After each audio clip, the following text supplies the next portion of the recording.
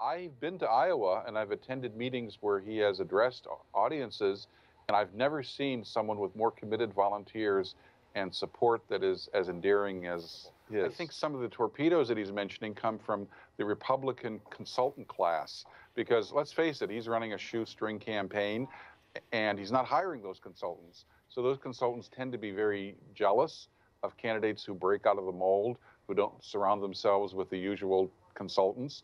And as a result, there's a lot of sniping. And as you know, consultants are often the best sources for journalists, so they can get their views out there.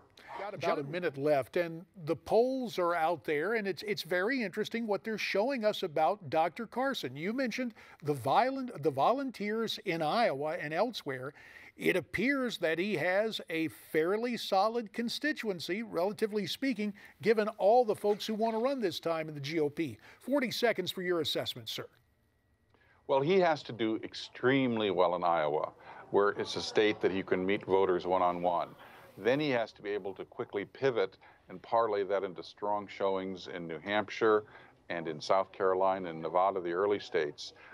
As of now, that's a big, daunting task, and he'd certainly be a big underdog.